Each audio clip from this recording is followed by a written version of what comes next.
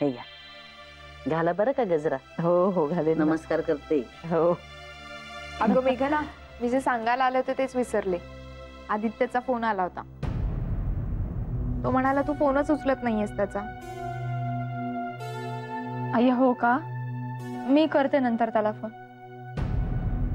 बरं ते दे बघू. इतकी छान आनंदाची बातमी आणलीत, गोड घ्या.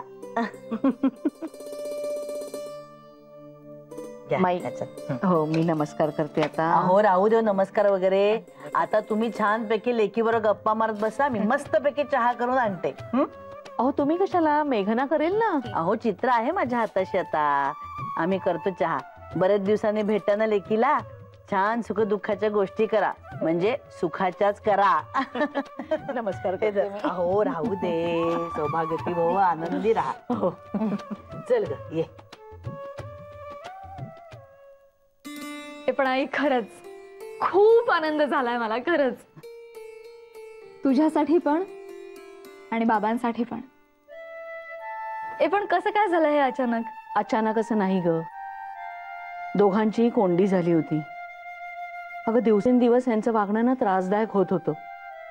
पण तुमचा आधार मिळाला आणि मी यांच्याशी धिटाईने बोलले, मग मात्र कोंडी फुटली आणि प्रवाह वाहता झाला. आमची दोघांची मन मोकळी झाली ग.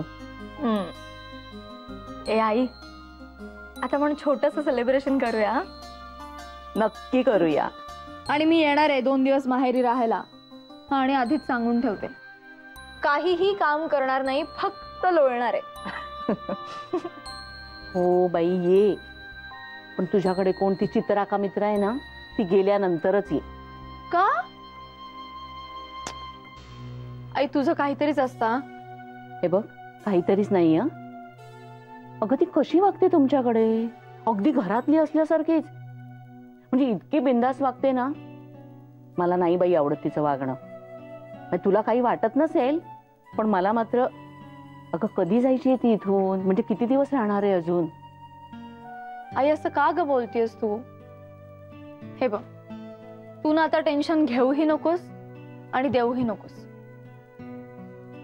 आता तू फक्त तुझा आणि बाबांचा विचार कर आणि निश्चिंत होऊन घरी जा.